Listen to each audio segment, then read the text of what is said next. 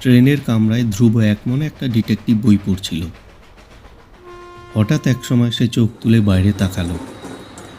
ট্রেনটা একটা স্টেশনে থেমে আছে। স্টেশনটার নাম মধুপুর। ওই নামটা দেখে ধ্রুবর খুব মন কেমন করতে লাগলো। সে হঠাৎ বাক্সটা তুলে নিয়ে নেমে পড়ল সেই স্টেশনে। তারপরের ঘটনা ধ্রুবর নিজের মুখেই শোনা যাক। ধ্রুব বলতে শুরু করলো, মধুপুরে আমাদের একটি বাড়ি আছে। অনেক দিন সেই বাড়িতে যাইনি, অন্তত 10 বছর তো হবেই। ছেলেবেলায় প্রত্যেক বছর সেখানে বড় দল মিলে আসা হতো। গুরুজনেরা আসতেন, খুড়তুতো জ্যাঠতুতো ভাই বোনেরা আসত। দারুণ সময় ছিল। আজ কেন জানি না ভীষণ মনে পড়তে লাগলো সেই স্মৃতি। সেই ছোটবেলার বাড়িটাকে কি আর দেখা হবে না? কখনো পরে এই সুযোগ হয় কি না। তাই ট্রেন থেকে নেমে পড়লুম চট করে।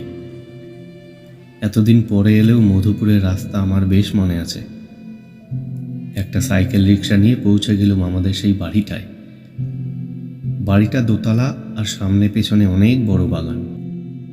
লিচু গাছ, জামরুল গাছ, আম গাছগুলো এখন আগের মতোই আছে। একদিকে মস্ত বড় একটা কুয়ো। অত বড় কুয়ো খুব কম বাড়িতেই থাকে। বাড়িতে দুজন দারোয়ান, একজন মালি আর একজন সরকারবাবু থাকেন। এখন আর কলকাতা থেকে বড় দল আসে না। আমার বাবা মা শুধু শীতকালে একবার আসেন। শীতকালে এখানে এলে স্বাস্থ্য ভালো হয়। সরকারবাবু আমাকে দেখে চিনতে পারলেন, অবাক হলেন খুবই। আমি যে কলকাতা থেকে ফিরছি উনি জানতেন না। ভাবলেন আমি বুঝি আমেরিকা থেকে সোজা মধুপুর চলে এসেছি।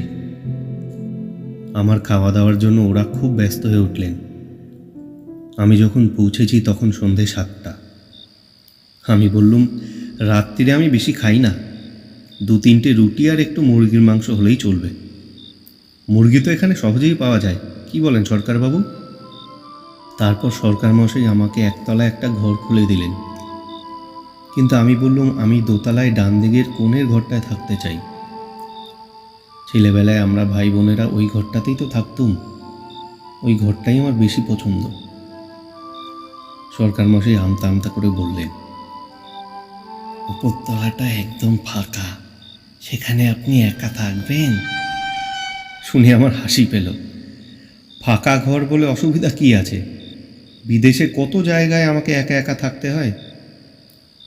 অতএব সরকারবাবু লোক লাগিয়ে দোতলার ঘরটা সাফ করিয়ে দিলেন। তাড়াতাড়ি রুটি আর মাংসের ঝোল খেয়ে খাওয়া দাওয়া সেরে শুয়ে পড়ার ব্যবস্থা করলাম। শোবার জন্য আমি ওপরে চলে এলাম। দোতলায় 6খানা ঘর, মাঝখানে টানা বারান্দা। অন্য সব ঘর তালা বন্ধ। আমাদের এই ঘরটায় একটা পেল্লাই বড় পালঙ্ক পাতা, তাতে পুরু গদির বিছানা। একসঙ্গে 4-5 জন এই বিছানায় শুতে পারে।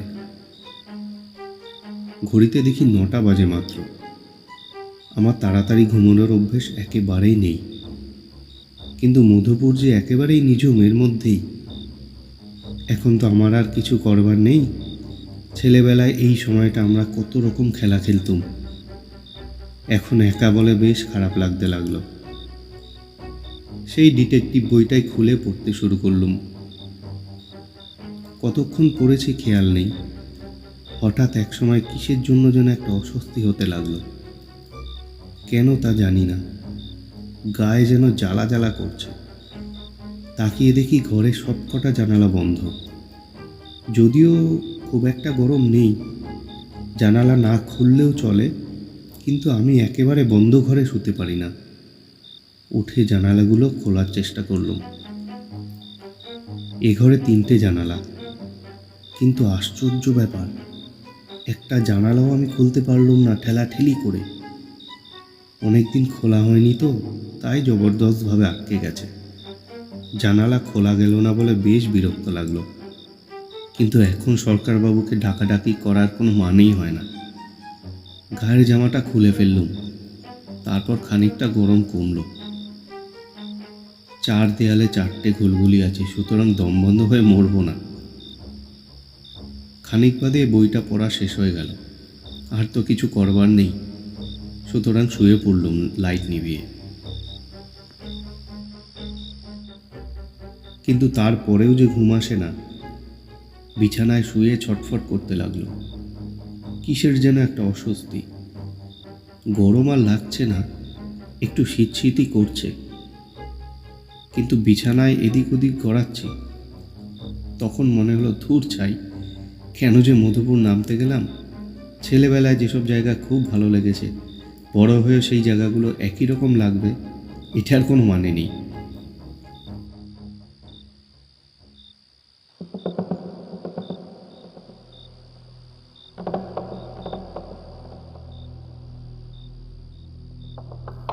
খানিকক্ষণ পর হঠাৎ আমার খাটের ঠিক সামনের জানালাটায় কেমন একটা যেন আওয়াজ হচ্ছে বাইরে থেকে।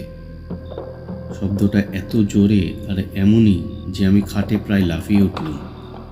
এ কী কাণ্ড! বাইরে থেকে কে দোতলার জানালায় ধাক্কা দেবে বা কাঠে আওয়াজ করছে? আমার গলা শুকিয়ে গেল। আমি বিছানা থেকে নামতে পারলাম না। আমি বেশ ভয় পেয়েছি মনে হলো। কিসের ভয়? চোর, ডাকাত? এত জোরে আওয়াজ হলে নিচের দারোয়ানরা শুনতে পাবে না?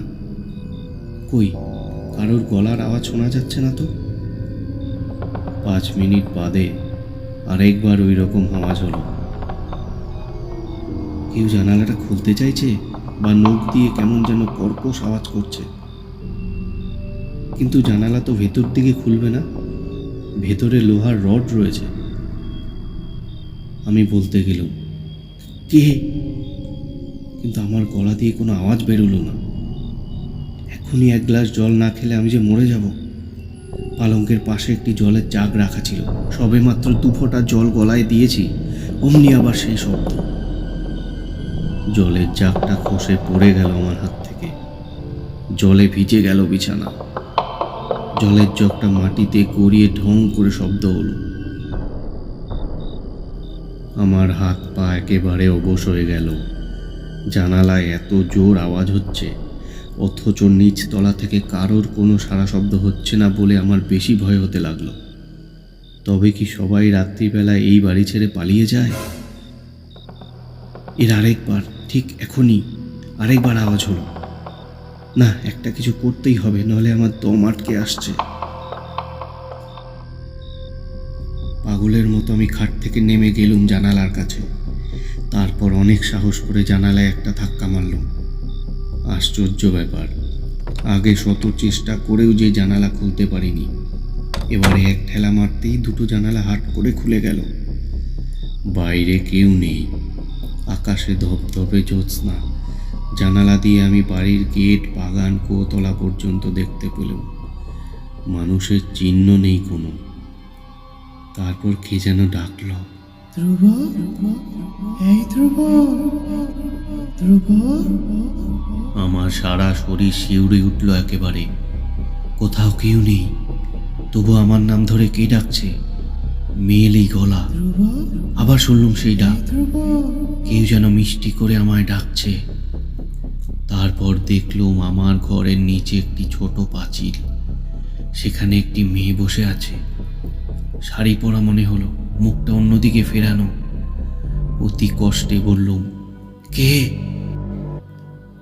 মেয়েটি একবার মুখ ফিরিয়ে আবার ডাকলো, ধ্রুব, এই ধ্রুব। আমার বুকের মধ্যে যেন একটা ধাক্কা লাগলো, মেরুদণ্ড দিয়ে হিমস্রোত বয়ে গেল। কিন্তু তার সাথে মনে পড়ে গেল সব কথা। মেয়েটি পাঁচিল থেকে নেমে এবার হাঁটতে লাগলো, এগিয়ে গেল কুয়োতলার দিকে।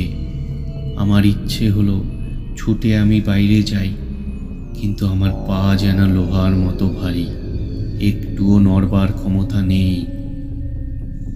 মেয়েটি আস্তে আস্তে হেঁটে গিয়ে কুয়োর পাড়ে দাঁড়ালো, আমার দিকে ফিরে বলল, তুই ভালো আছিস তো? আমি অস্ফুট গলায় বললুম, দিদি। আমার চোখ দিয়ে ঝরঝর করে জল পড়তে লাগলো। আমি আর কিচ্ছু দেখতে পেলাম না। একটু পরে চোখ মুছে দেখি কেউ কোথাও নেই, দিদি অদৃশ্য হয়ে গেছে।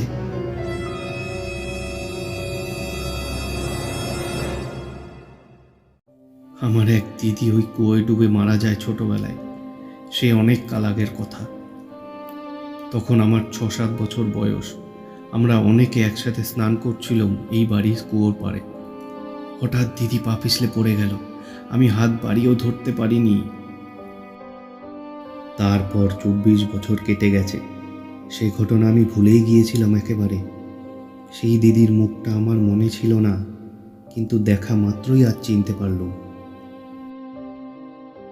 গল্প থামার পর আমি ধ্রুবকে বললুম, নিশ্চয়ই তোমার চোখের ভুল। এরকম ঘটনা অনেক শোনা যায়। ধ্রুব আমাকে বাধা দিয়ে বলল, জানি সকলে এই কথাই বলে, কিন্তু আমি তো জানি কোনটা চোখের ভুল আর কোনটা সত্যি। মধুপুরে পৌঁছে দিদির কথা আমার একবারও মনে পড়েনি। 25 বছর আগেকার সেই ঘটনা আমি গত 15 বছরে একবারও ভাবিনি। তবু কি করে মনের ভুল বা চোখের ভুল হবে? আমি অনেক দিন পর মধুপুর গিয়েছি বলে দিদি আমার খবর জানতে এসেছিল। জানালার কাছে ধাক্কা শুনে আমি প্রচণ্ড ভয় পেয়ে গিয়েছিলাম, তা ঠিক, কিন্তু দিদিকে দেখার পর থেকে আমার সেই ভয় একেবারে কেটে গিয়েছিল। অনেকক্ষণ আমি জানালার ধারে সামনে দাঁড়িয়ে কেঁদেছিলাম দিদির জন্য। তারপর ভিজে যাওয়া বিছানার এক পাশে এসে শুয়ে পড়তেই ঘুম চলে এলো। পরদিন সকালে আমি সরকারবাবুদের একটা কথাও বলিনি, শুধু কুয়োর পাড়ে একটা ফুল রেখে এসেছিলাম দিদির উদ্দেশ্যে।